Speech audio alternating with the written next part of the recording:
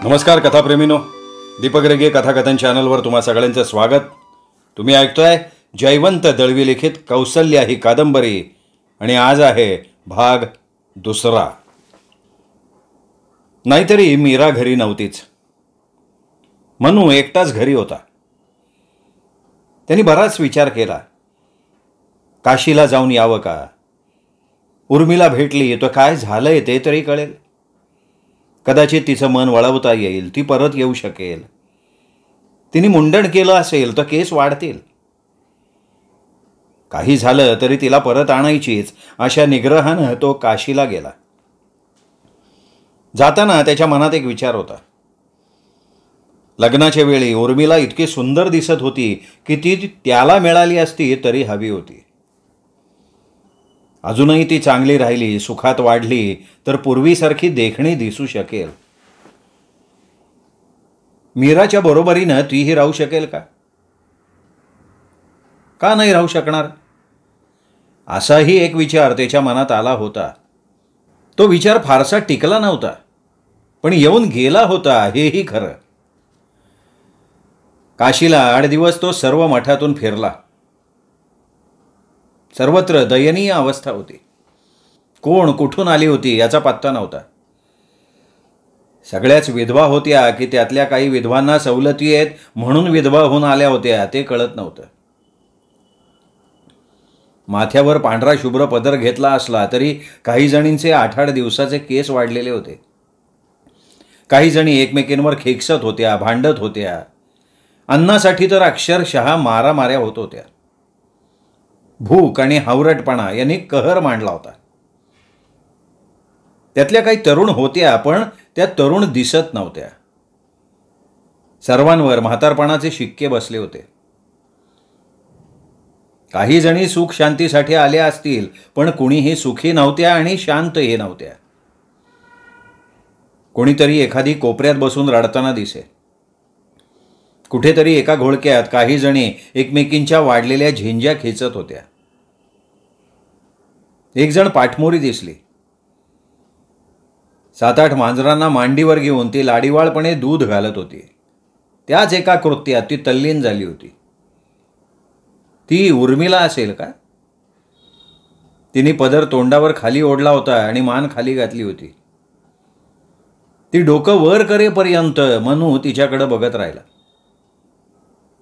ती उर्मिला नव्हती, नसावी. खरोखर अशा वेशात आणि अशा घोळक्यात उर्मिला दिसली असती तरी तिला ओळखता आलं नसतं. 8 दिवस वणवण फिरून मनू परत आला. आता त्याला जेव्हा जेव्हा उर्मिलेची आठवण येते तेव्हा तेव्हा ती त्याच्या नजरेसमोर विधवेच्या रूपात येते.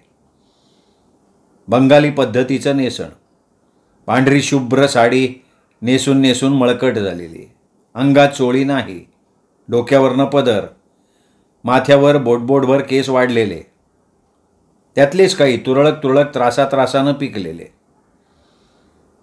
मांडीवर मांजरीची पोरं घेऊन त्यांना दूध पाजीत कोपऱ्यात बसली आहे असं चित्र. मनू काशीहून परत आला आणि गुपचूप कामाला लागला. काशीला गेलो होतो असं त्याने मीराला, मंजुनाथला कुणालाच सांगितलं नाही. मीरा तर माहेरीच होती, त्यामुळे तिला काही कळण्याचा प्रश्न नव्हता. पण परत आल्यावर मंजुनाथनं विचारलं, 8 दिवस कुठे गेला होतास रे? मी मीराच्या माहेरी जाऊन आलो. चटकन थाप मारून मोकळा झाला तो. मीरा घरी आली होती. शंतनू एवढ्या वर्षांनी घरात आला होता. त्याला खेळवण्यात वेळ जात होता.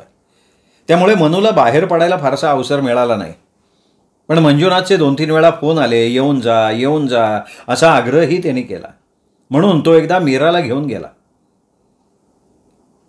कौसल्या टिपणीस हिलसाईडच्या बंगल्यात येऊन राहायला लागली होती.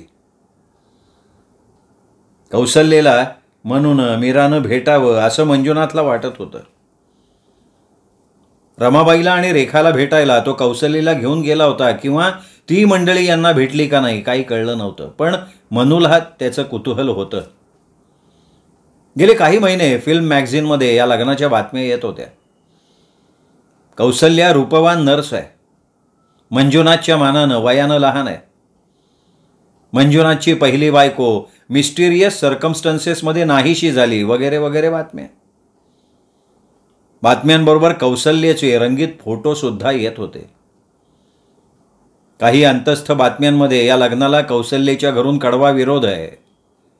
तिला काही दिवस तिचे वडील केरबा नाना टिपणीस यांनी कोंडून ठेवली होती वगैरे बातम्या येत होत्या. तिला कोंडून ठेवलं होतं हे खरं असावं, कारण त्या काळात मंजुनाथ खूप अस्वस्थ झाला होता. हळवा होऊन मनूपाशी रडला सुद्धा होता. मनूला आश्चर्य वाटलं होतं. शाळकरी किंवा कॉलेजच्या विद्यार्थ्याप्रमाणे मंजुनाथनं प्रेमभंगासाठी रडावं हे जरा त्याला आतीच वाटलं होतं. नाही म्हटलं तरी मंजुनाथची आता 30शी उलटली होती. या वयात एखादी मुलगी मिळत नाही म्हणून रडणं हे पोरकटपणाचं लक्षण वाटलं होतं. मीराला मंजुनाथच्या घरी जाणं आवडत नसे. कधी जबरदस्ती झाली तर ती नाईलाजानं जायची, पण मनापासून तिची कशी इच्छा नव्हती. इतकंच नाही तर मनूनं सुद्धा मंजुनाथशी फार सलगीनं वागू नये असं तिचं मत होतं. पण मनूची गोष्ट वेगळी होती. एकतर तो त्याचा जुना दोस्त, नाटककार म्हणून संबंधित, चित्रपट क्षेत्राशी त्याचे लागेबांधे जुळवून देणारा. मनूचे 2 चित्रपट सेटवर गेले ते मंजुनाथमुळे. पण त्याहीपेक्षा सगळ्यात महत्त्वाची गोष्ट म्हणजे मंजुनाथच्या व्यक्तिरेखेत त्याला कमालीचं स्वारस्य होतं. या वयात तो एखाद्या मुलीसाठी पोरासारखा रडू शकतो हे त्याला लेखक म्हणून अगम्य वाटत होतं. मनू मीराला आणि शंतनूला घेऊन हिलसाईडच्या बंगल्यावर गेला. जाताना नवीन लग्नाची भेट म्हणून त्यांनी कौसल्यासाठी शालू नेला. कौसल्याचं लग्न मीराला आवडलं नव्हतं, पण तिने काही दाखवलं नाही. तिच्या भेटीनं खूप आनंद झाला आहे असंही दाखवलं नाही. मीराच्या जे मनात नाही ना ते तिला दाखवता येतच नाही. मीरा तासभर तिथे होती. तेवढ्या वेळात ती जेवढ्याच तेवढं बोलली. कौसल्याचा उत्साह मात्र उकळत्या दुधाप्रमाणे उतू जात होता. किती बोलू किती नको असं झालं होतं कौसल्याला. सगळ्यात तीच जास्त बोलत होती. हे तिचं पहिलं लग्न होतं हे खरं, पण मंजुनाथचंही पहिलंच लग्न असावं असं ती भासवत होती. मंजुनाथ सुद्धा एखाद्या अवखळ पोरासारखा तिच्या मागे मागे करत होता. त्यांच्यासमोर तिचे लाड करत होता. 1-2दा तर तिच्या कानाच्या पाळीचं चुंबनही त्याने सगळ्यांच्या देखत घेतलं. ते मीराला काही आवडलं नाही, अजिबात नाही आवडलं. कौसल्याच्या शरीराशी तो 20-22 वर्षाच्या पोरानं लग्न होताच पहिल्या काही दिवसात खेळावं तसा खेळत होता आणि ते पाहून मीरा अस्वस्थ झाली होती.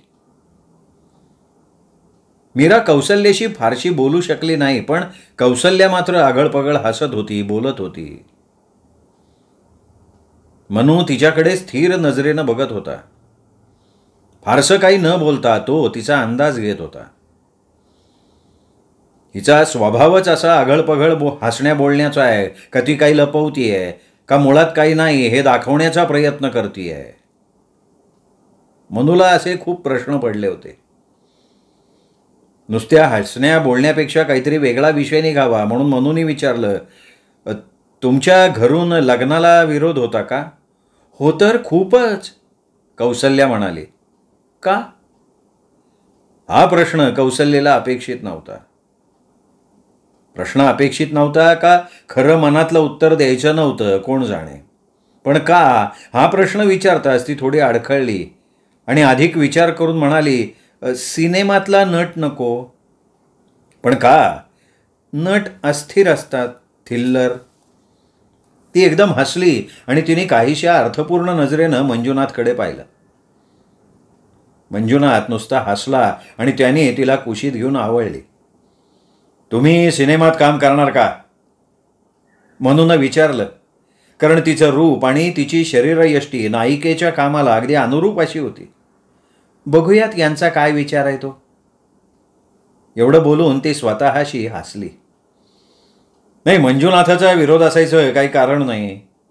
मनू म्हणाला, हे बघ, माझा विरोध असायचा काही प्रश्न नाही, पण फिल्ममध्ये जोरकस एंट्री घ्यायला ॲक्टिंगचा तेवढा सराव पाहिजे बरं का.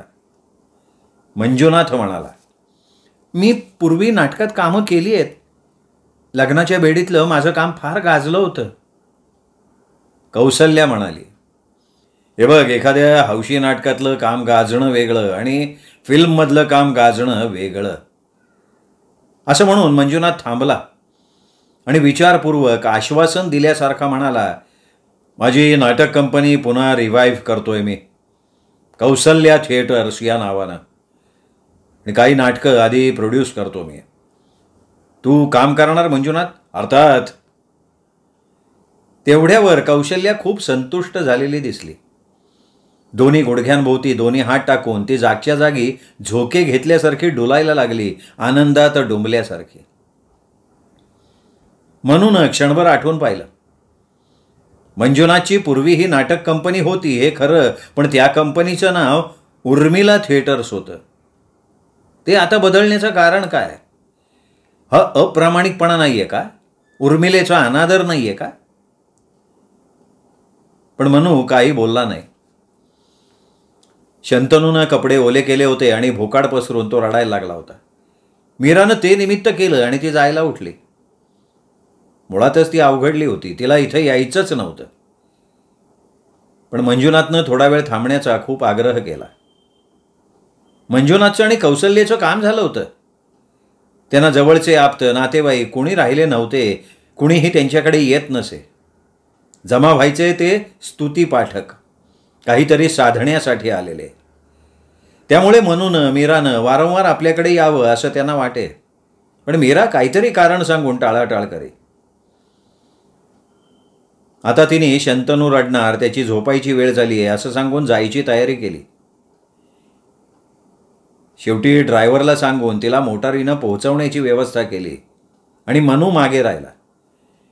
नाहीतरी मद्यपानाला सोबत म्हणून मंजुनाथला मनू हवाच होता. आपण बाहेर गार्डनमध्ये बसूया का? चांदणंही पडेल, कौसल्या म्हणाली. स्प्लेंडिड स्प्लेंडिड, फार छान फार छान, असं म्हणत मंजुनाथ उठला आणि त्याने उभ्या उभ्या तिचं शरीर कौतुकानं घुसळलं. मनूबरोबर ती बाहेर गार्डनमध्ये आली.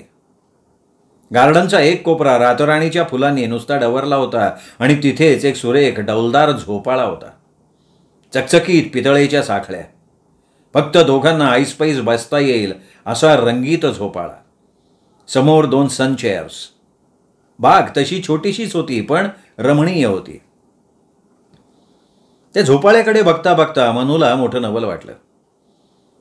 बंगला बांधला जात होता तेव्हा झोपाळा बांधण्याची कल्पना मंजुनाथला एकाएकी स्फुरली. एका संध्याकाळी प्यायला होता. त्या धुंदीत म्हणाला, एखाद्या पिठोऱ्या चांदण्या रात्री उर्मिलेला घेऊन बसीन झोक्यावर, झोके घेईन उंच उंच. माझी तर इच्छा आहे विवस्त्र होऊन बसावं. असं थ्रिल एखाद्या रात्री अनुभवायला पाहिजे. आपण अधिकाधिक कपड्यात आपलं शरीर गाडून घेतो ना, हे फार वाईट आहे. बंगला पूर्ण झाला, झोपाळा लागला, पण बंगल्यात उर्मिला एक रात्रही राहायला आली असेल असं वाटत नाही. तोपर्यंत त्यांचे संबंध दुरावले होते. दरम्यान कोण कोण या झोपाळ्यावर बसून गेले असतील देव जाणे. यज्ञेश्वरनं बाहेर ट्रॉली आणून बार लावला. मनू सनचेअरमध्ये बसला. मंजुनाथ कृष्णासारखा कौसल्येबरोबर झोपाळ्यावर झोके घ्यायला लागला. कौसल्या वाईन घेत होती आणि ते दोघं स्कॉच. मद्यपान करता करता कोणतं नाटक करायचं याचा विचार झाला. अभिजात स्वरूपाची 2 नाटकं आधी करावी आणि मग एखादं नाटक मनूचं करावं असं ठरलं. झुंजारराव आणि वैजयंती ही नाटकं आधी करावीत असंही ठरलं. शूटिंगमधनं दरमहा 10 तारखा मंजुनाथ नाटकांना देणार होता. व्यवहाराचं सगळं कौसल्या आणि यज्ञेश्वर बघणार होते. नवीन नाटक कंपनी कौसल्या थिएटर्स या नावानं सुरू करावी असं ठरलं. आपल्या नावानं कंपनी सुरू होणार या कल्पनेनं कौसल्या सुखावली होती. पूर्वी उर्मिला थिएटर्स नावाची मंजुनाथची नाटक कंपनी होती हे तिला ठाऊक होतं का नाही कोण जाणे. उर्मिला थिएटर्स हे नाव का बदलतोयस असं विचारावं असं 100 वेळा मनूच्या जिभेच्या टोकावर आलं होतं, पण प्रत्येक वेळी त्यांनी जीभ चावली. ठीक आहे, कौसल्याला खुश करण्यासाठी आणि कशात तरी मग्न करून ठेवण्यासाठी मंजुनाथ हे सगळं करतोय हे मनूच्या लक्षात आलं होतं. बराच वेळ मद्यपान झालं. मनूला कधी घरी जातो असं झालं होतं. पिता पिता तिच्या शरीराशी मंजुनाथ जे खेळ खेळत होता ते उघडपणे पाहण्यापेक्षा घरी जावं असं मनूला वाटत होतं. मंजुनाथचं हे वागणं अगदी पोरकटपणाचं होतं. मध्येच मंजुनाथ उठून आत गेला तेव्हा कौसल्या म्हणाली, एका बाईचा एकसारखा फोन येतोय, 5-6 वेळा तरी आला. तिच्या बोलण्यात चिंतेचा सूर होता आणि आवाज खाजगीतला होता. कशासाठी आला होता फोन? ॲपरंटली ती मला सावध करत होती. मंजुनाथशी लग्न करून फसशील असं परत परत सांगत होती. कोण होती कोण तेच तर कळत नव्हतं ना. असेल मंजुनाथवर परस्पर प्रेम करणारी कोणीतरी. नाही, आवाजावरनं बाई प्रौढ असावी असं वाटलं. पण तिचं नेमकं म्हणणं काय? ती म्हणते फुकटशी मरशील. तुला 4 दिवस हा मंजुनाथ नाचवणार आणि एकदा कंटाळला की जीव घेऊन मारणार. त्यांनी उर्मिलेशी असंच लग्न केलं आणि ठार मारून तिचा काटा दूर केला. मनू एकदम विचारात पडला. कोण असेल ही फोन करणारी? एकदम त्याच्या नजरेसमोर नाव चमकलं, ते रेखाचं. रेखा फोन करत असेल का? शिवानंदाची बायको. तेवढ्यात कौसल्याने विचारलं, रेखा कोण? रेखा शिवानंदाची बायको. शिवानंद हा मंजुनाथचा थोरला भाऊ. रेखा ही मंजुनाथची थोरली वहिनी. एवढं म्हणून मनू अधिक माहितीसाठी तिच्या तोंडाकडे बघत राहिला. तिलाही म्हणे यांनी नादी लावली आणि फेकून दिली म्हणे. तिलाही म्हणे यांनी ठार मारण्याचा प्रयत्न केला पण ती सुटली. तेव्हा तू आधीपासनं सावध हो आणि मंजुनाथच्या मोहातून दूर जा, एवढं ती बाई फोनवर परत परत सांगते. ती कोण असेल? मनू विचार करत राहिला. या फोनचं प्रकरण यांना माहिती नाही. मी अद्याप सांगितलेलं नाही आहे. का नाही सांगितलं? नाही, सध्या दुधात मिठाचा खडा नको असं वाटलं. नाही, पण त्याला कळलं पाहिजे. सध्या बोलू नका हो. तुम्ही त्यांचे जवळचे मित्र म्हणून तुम्हाला सांगितलं. का कोण जाणे, मलाही तुम्ही खूप जवळचे वाटता. मनातलं तुमच्याशी बोलावं असं वाटतं. आपल्या 2-3दाच भेटी झाल्यात तरीसुद्धा. थँक्यू. एवढ्यात मंजुनाथ नॅपकिनला हात पुसत बाहेर आला. त्याची चाहूल लागताच कौसल्यानं विषय बदलला. भाऊजी, तुम्ही आता जेवणच चला. खरंच रे, खरंच तू जेवून जा. नाही, मला घरी गेलं पाहिजे. अरे कसं आहे, शंतनू लहान आहे, त्याला घ्यावं लागतं. थोडीफार मीराला मदत करावी लागते. मी आता पूर्वीसारखा मोकळा नाही ना राहिलेलो. असं म्हणत मनू उठला. कौसल्यानं सांगितल्यापासून त्याचा आतल्या आत विचार चालू होता. मेंदूच्या पाठीमागे चक्र फिरू लागली होती. फोन करणारी कोण असेल? रेखा असू शकेल, पण मग उर्मिलेला ठार मारली असं ती कसं सांगेल? कौसल्याला घाबरवण्यासाठी सांगत असेल का ती? त्या दोघांचा निरोप घेऊन मनू आपल्या घराच्या दिशेनं निघाला. घरी पोचेपर्यंत त्याच्या मनात तोच एक विषय होता, ती कोण होती? त्याला पुन्हा पुन्हा वाटत होतं की ती रेखा वहिनीच असावी. ती सूड म्हणून कौसल्याला फोन करत होती का अजूनही तिला मंजुनाथाचं आकर्षण आहे? अजून तिला मंजुनाथ हवा असेल का? काय चाललंय तेच कळत नव्हतं. खूप दिवसांनी मनू शिवानंदाच्या घरी आला. शिवानंद शुद्धीवर नव्हताच. मुंडकं कापून मुडदा टाकावा तसा सोफ्यावर पोटावर पडला होता. हात निर्जीव होऊन अस्ताव्यस्त पडले होते. शिवानंदाला पाहताच मनूला खूप वाईट वाटलं. पूर्वी कसा भेटला म्हणजे गोड हसायचा, सौम्य आवाजात चौकशी करायचा, पाऊचमधून तंबाखू भरून स्वतः सिगरेट वळायचा आणि ओढायचा. मनूला धूम्रपानाची सवय नव्हती, पण ती शिवानंदानं तयार करून दिलेली एवढी चिंचोळी सिगरेट तो आवडीनं ओढायचा. मनू आला की तंबाखूचा पेळू करून शिवानंद छानशी सिगरेट करण्यात तल्लीन होऊन जायचा. मंजुनाथाच्या लग्नाच्या वेळी केवढा खुशीत होता तो. त्यावेळी मंजुनाथ 2 खोल्यांच्या ब्लॉकमध्ये राहायला गेला होता.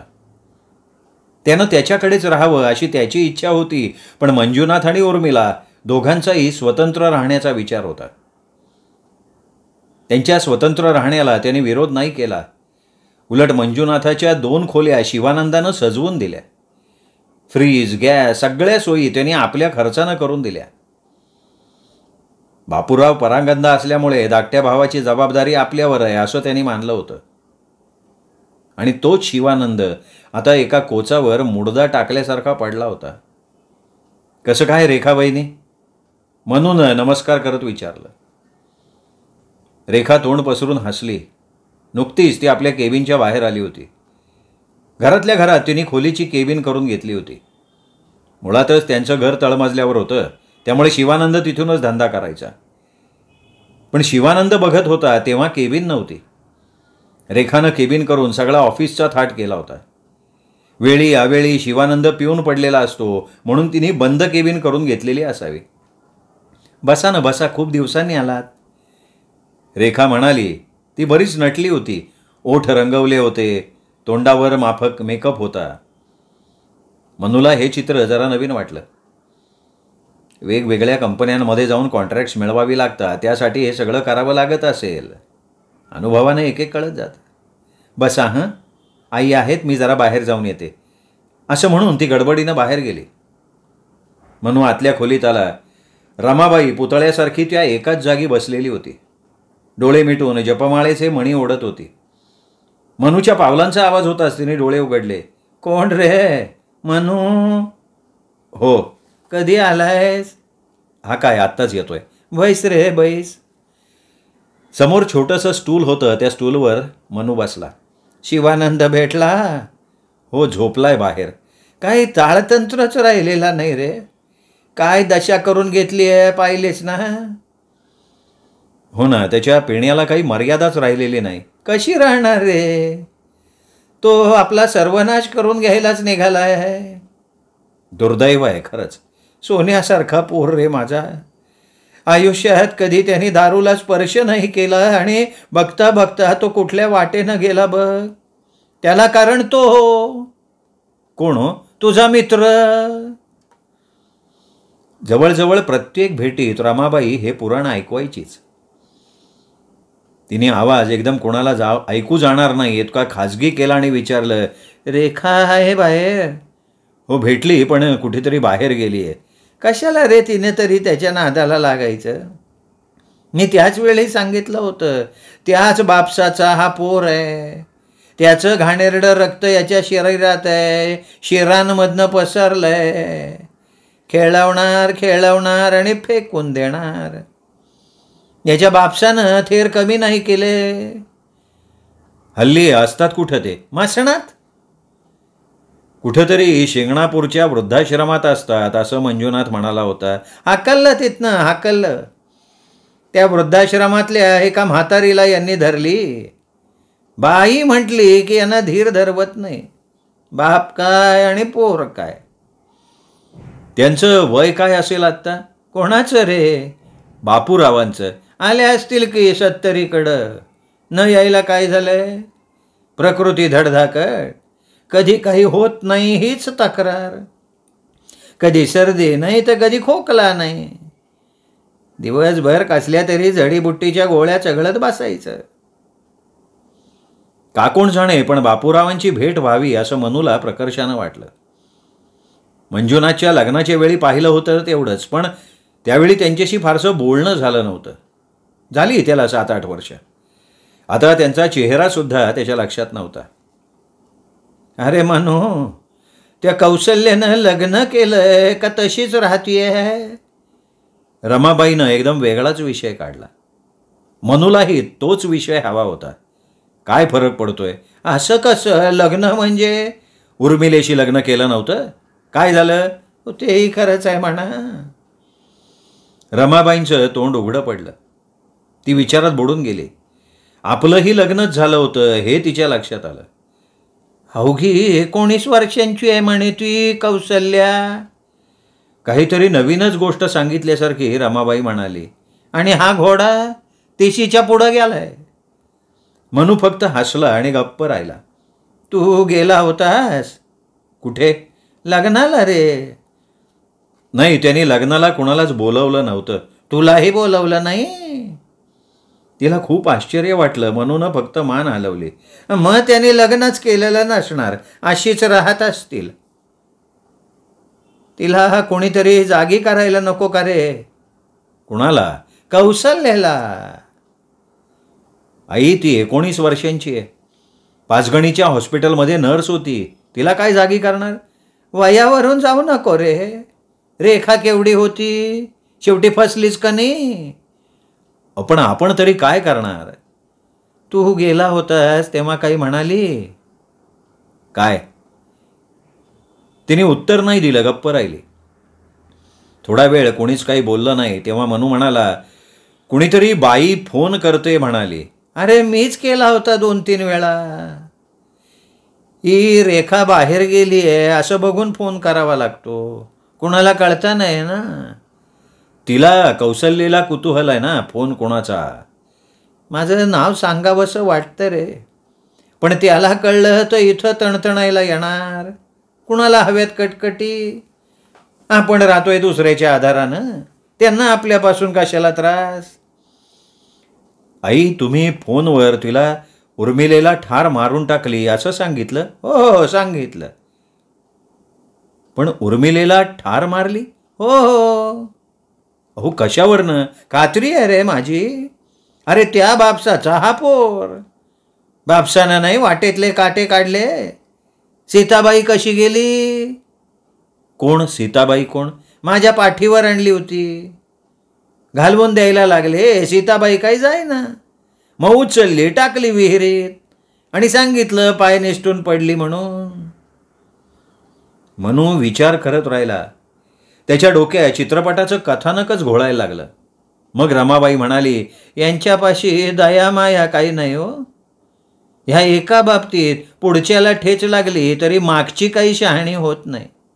कोणी ना कोणी यांना नवीन मिळतच जाते. पोरींच्या डोळ्यावर पडदे येतात का काय कोण जाणे. मग थोड्या वेळानं म्हणाली, खरं म्हणजे तुला बोलवून घ्यावं असं वाटत होतं हो. का? हेच तुला सांगण्यासाठी. काय? निदान तू तरी तिला सांगून बघ रे.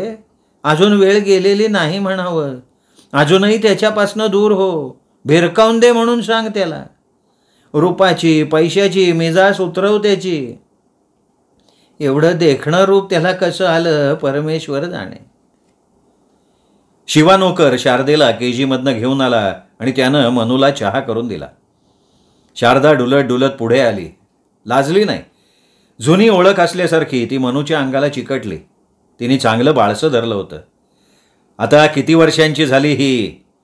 शारदेचा मुका घेत मनूनं विचारलं. 4थं चालू आहे. पण पुरुषांच्या अंगावर पडायची वाईट खोड आहे बरं हिला. रमाबाई थोड्याशा तिरस्कारानं म्हणाली. तिने शारदेला आपल्या जवळ सुद्धा बोलवली नाही. शारदा मंजुनाथाची पोरगी म्हणून तिच्या जीवाला नको असावी. तिच्या रूपात मंजुनाथचं रूप आता ठळकपणे दिसत होतं. हिच्या रूपाकडे बघून सुद्धा शिवानंद दारूच्या नशेत जात असावा. बुद्धीनं हुशार आहे हो, पण गुणानं द्वाड. रमाबाई वैतागानं म्हणाली. हो काय करते काय? एकही कपडा अंगावर ठेवत नाही. दिवसभर नागडी फिरते पोर. मनूला एकदम हसू आलं. बापाचा गुण एवढ्या लवकर अंगी यावा याचं त्याला आश्चर्य वाटलं. तो जायला उठला. हल्ली दिसतो कसा? तिने एकदम मध्येच विचारलं. हल्ली पाहिला नाही तुम्ही? त्याला कुठे बघितलं आहे? सिनेमातले फोटो बघते त्याचे. लग्नाला बोलवलं नव्हतं? तोंड कुठे आहे बोलवायला? आणि लग्न तरी केलं आहे का नाही कोण जाणे. चांगला दिसतोय. प्रकृतीनं चांगला सुधारलाय. कसा देवाघरचा न्याय उलटा असतो बघ रे. रूप त्याच्याकडे, ताकद त्याच्याकडे, पैसा त्याच्याकडे. आणि शिवानंद माझा सच्छील सदाचारी, आणि त्याची ही अशी दशा. मनूलाही वाटलं खरं आहे. शिवानंदाकडे नाही रूप, नाही प्रकृती, नाही पैसा. तो आपल्या बायकोलाही आपल्या कह्यात ठेवू शकला नाही. आई येतो हां, असं म्हणून मनू जायला वळला. ये रे ये जा हो अधूनमधून. असून भागत नाही बाबा, दिसून राहिला पाहिजे हो.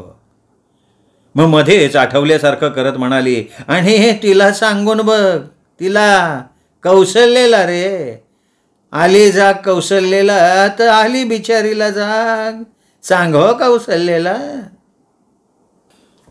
श्रोते हो, कौशल्य कादंबरीचा दुसरा भाग इथेच संपला. पुढचा भाग उद्या संध्याकाळी 5 वाजता. तोपर्यंत नमस्कार मित्र.